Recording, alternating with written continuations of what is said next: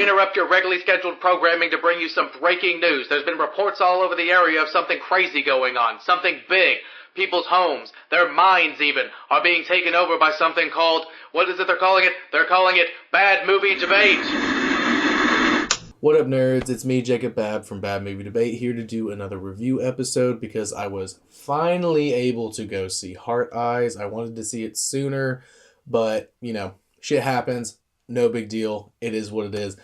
I finally got to go see it, and I absolutely loved it. I'm just going to go ahead and say it's probably my favorite rom-com horror of all time.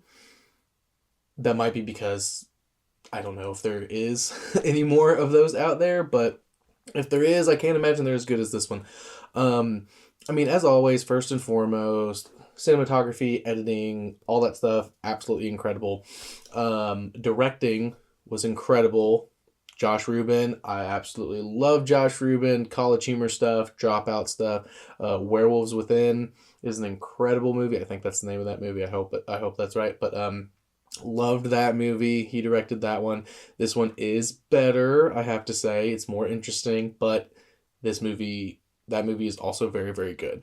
I'm really excited to see Josh Rubin do more horror, like comedy kind of things. But the reason this one is so good and is better than that one is because it's something that might not have ever been done before. It's a rom-com horror. Like, the romance comedy aspects of the movie play and work really, really well together in a way that, like, if you took out the slasher, if you took out like the hard eyes of it all, it would just be a pretty good rom-com. I don't know like what the scenario, like what the main plot line, like through line would be, but it doesn't matter, like, because the two leads did a really fantastic, an absolutely fantastic job balancing the rom-com of everything and the like slasher horror of everything. And I think it was just so incredibly well done from top to bottom. I love Josh Rubin very much. Dropout content, college humor content, like, I love everything he's done. But I just think this movie really works well. And, obviously a lot of that goes to the writers and the actors and stuff, but Josh Rubin in the director's seat is something I want to see more of, and I'm really excited to see more of in the future. So I'm very glad that this one did super, super well, and I hope he's able to, pick up more work. Honestly, there's room for a sequel here. I don't know exactly how. I'll let them figure that out, but, there's room for a sequel here, I think, and it would be pretty cool if he was able to do that. So, again, I'm not the biggest rom-com person. I love rom-coms. Forgetting Sarah Marshall's the best one ever. It's the only one that is really, made for men at the end of the day. So maybe I am a little bit biased, but I love How to Lose a Guy in 10 Days, all of those, classic ones, too. So don't get me wrong, I'm well-versed. My wife, Austin, that's her favorite kind of thing, so we watch a bunch of them. But I'm obviously a huge horror fan, as people who, listen to the show know. And I think that's what sets this apart is, they could have gone to rom-com, they could have gone to, slasher horror, and it could have, leaned to one way or the other, and I think this one genuinely actually nailed it and knocked it out of the fucking park. And it just, the balance of everything was so perfect.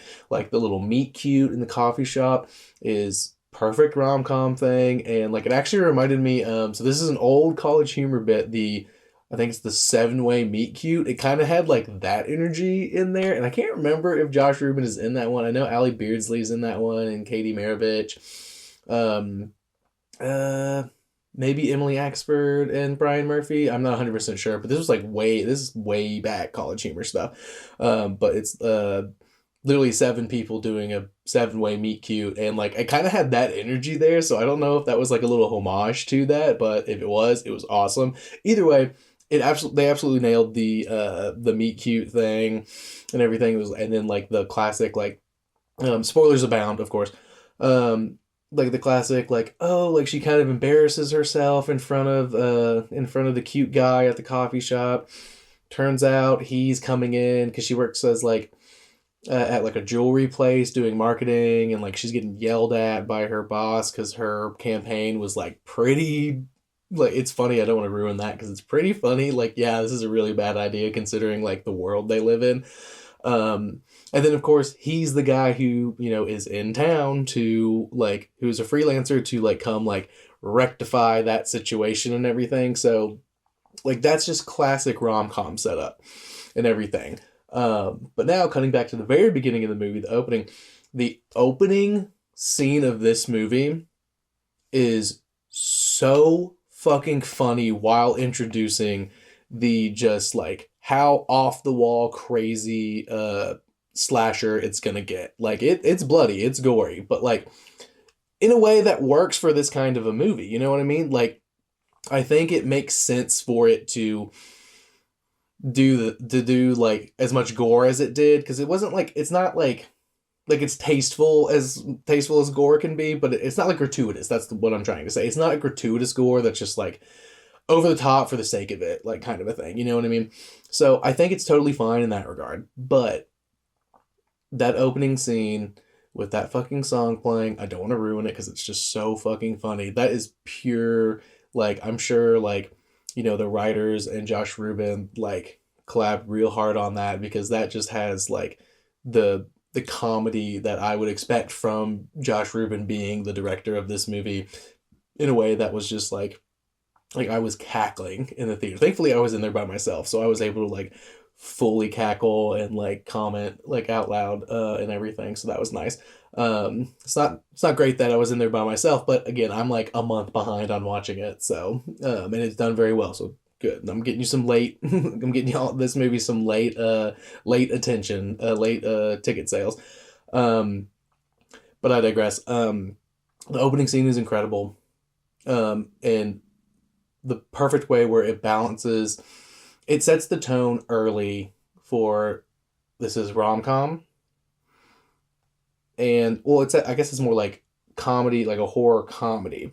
And then we meet our two leads, and they bring in the rom. And so it just blends and meshes so well that you're going to be like rooting for the couple to end up together. Spoiler alert, they do. But also, you know, surviving the slasher of it all and everything. And I think it's just so well written and paced so perfectly. It's like an hour and a half long, plus or minus, like, well, plus. And they use every bit of it exactly how they need to. It never drags. There's nothing weird. And again, major spoiler alerts. Once we get to the end, and it's like we find out it's a Scream type situation. Hard Eyes isn't one person, it's 3 people that are doing this and stuff, which makes sense because of, like, you know, he Hard Eyes has, like, I think it's like a bunch of different people over different, like, super, like, populated cities for the past couple of years, and now he's come to Seattle, and it just makes so much sense. Like, once you look back at stuff, like, again, spoiler alert, like, the two, so they call themselves a throuple, and it was one of the lead detectives on the case in Seattle and the IT guy at the Seattle Police Department, and then just some guy who, when they first kill that guy in a big scene that was crazy and genuinely had me, like, kind of upset, which I'll talk about in a second. But it was just very funny, like, the kind of, like, not like spoof, but, like, I would say, like, homage to, like, Scream, the, like, multi-killer, masked killer kind of a thing. And it really worked for this movie, because up until we learned that that's the case, I was kind of like, how does Hard Eyes kill all of these people? Like, how can he be everywhere at once? And all of that. But it ties up in the end in a way that makes sense. But so the third guy, like the addition to the throuple, like the third person in the throuple, which, I mean, I guess there's not supposed to be any third. It's supposed to be an equal thing and stuff. But I mean, they're bad guys, and they straight up say, like, oh, that was just a super fan. Like, yeah, we brought him in, you know, could make things easier and stuff. So they weren't doing the throuple thing correctly, as far as I know. But regardless, I digress. The scene where it's like a big Valentine's Day drive-in movie theater thing, and movies in the park, but like a drive-in like kind of a situation, and they bring him there, and there's a bunch of couples, and like he's dead set on killing them too. And the entire time, it's so funny because they're like bitching and moaning, like, we are not together. We are not a couple. They kind of like do not like each other because like she lays it out and stuff. Like he's trying to like, be like, oh, let's go to dinner and work on this project. It's a really fancy place. And she like shuts it down, and then they get wrapped into this and stuff. So like, but anyway, so they go there, and he starts killing a bunch of people, and that scene was pretty intense, and like it was scary, like it was genuinely scary, like the people screaming and like running from like a like mass murder situation and stuff, and like obviously that's super relevant in our country and stuff, and so like, and I feel like it's been a while since we've seen that kind of a killing like scene in a movie, but like I don't think it was like overdone, or like, I don't really know what I'm trying to say, I guess, but like I don't think it was too crazy. I think it like did it just right. So I absolutely loved it, and I thought it was great, and it was genuinely scary. But the main thing about this movie is the why it's such a good rom-com horror movie, the best one ever, is because not only is it balanced and like there's enough time for rom, enough time for com, enough time for horror, it also just does a really fantastic job like tying all of those things together in scenes where they maybe normally wouldn't be tied together, like because like there's a scene where he like tackles her because she's about to get hit by a car because she's running in the street, not paying attention because she's running away from the killer, and he like grabs her, and then they're laying there, and they're kind of like kind of like a, again, classic rom-com thing where like he's on top of her on the ground, and they're kind of like, ooh, like being a little cute and stuff, and then the killer starts coming out, and they're like, we are not a fucking couple, we are not together. Like they're like, it's that classic, like one of those classic rom-com scenarios where it's like they he tried, she said no, but then they keep getting stuck together and put together, and like she's denying her feelings because she's not ready for love because she just got out of a long-term relationship and she has issues with commitment, and like instead of like, it's a combination of like his tenacity to like keep going after her, like in like How to Lose a Guy in 10 Days, which is referenced, so maybe there's something there. It's like a combination of like How to Lose a Guy in 10 Days, like tenacity, like she's pushing him away but he's still going for it, kind of a thing, but also literally being forced to be stuck together and admit that they care about each other because they are being hunted by a slasher, a group, like three people as heart eyes and stuff. And I just think you can't really ask for much more in what is marketed as a rom-com horror movie. They just absolutely nailed it out of the park, and I genuinely can't think of one thing that's bad about it. So this pretty short review because I usually there's some stuff I can nitpick about these kind of things, but I'm not gonna nitpick anything about this movie. I absolutely loved it.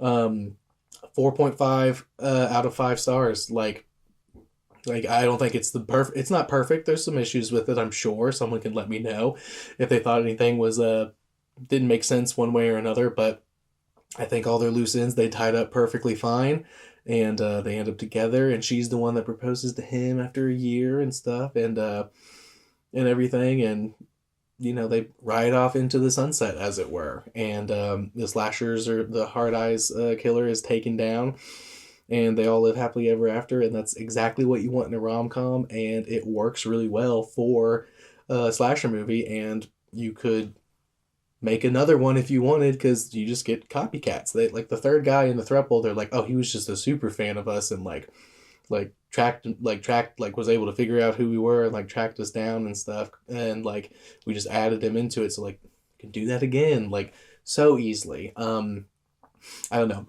Point is, I want to see everybody involved with this movie doing more stuff, specifically Josh Rubin, again, huge Dropout and College Humor fan. Yeah, no notes, 4.5 out of 5.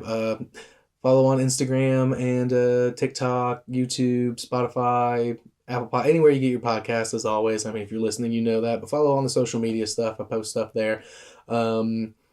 Yeah, absolutely, absolutely love this movie. Go see it in theaters if you can, or as soon as you can rent it, because this deserves all the attention it's getting and more.